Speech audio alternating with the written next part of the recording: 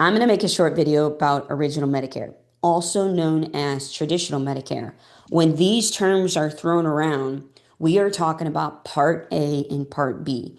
These are the only parts I'll be discussing in this video. For more parts, plans, or letters, stay tuned for more videos. So this video is important because it makes the case as to why there are other plans that exist for Medicare. It is not advisable. You will not find an insurance agent in the United States that will ever say, "Hey, Part A and Part B, that's all you need. Go ahead, live your golden years." You won't find an agent that says that. Okay, because Part A and Part B on their own have what's called exposures. Okay, either soft spots, weak spots, or no coverage at all. Okay, so let's go over Part A. Part A is considered to be your hospital coverage. Think room and board, think skilled nursing, think inpatient hospital situation. Most folks have paid this part off. That's why you see a $0 premium there. Part B is going to be your medical coverage. This is like your doctor visits, your specialist visits, your PT visits, your outpatient surgery, your chemotherapy.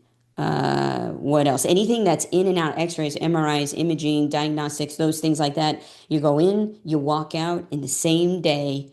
That is considered a Part B service. The monthly premium for this at the time of this recording is 202.90. Okay. Now that's kind of the foundation work. Now let's uncover why there are other plans that exist. The major exposure of Part A, and this is just one that I listed because if I listed the other two, it wouldn't fit on the slide. But the deductible for Part A, you get put into the hospital, boom, you got to hit a deductible of 1736, 1736. Now I highlighted each because it restarts after 60 days. Okay. So not only does it restart, but let's just say you are going to go past 60 days. Well, after 60 days, it moves to a per day coinsurance, a per day cost share. Okay. That is simply at this point, you want to talk about catastrophic medical bills, go around with just Part A and Part B only. Okay. Part B, not a bad deductible here, 283. That's not what I want to point out. It's the 20% with no limit. That is the with no limit.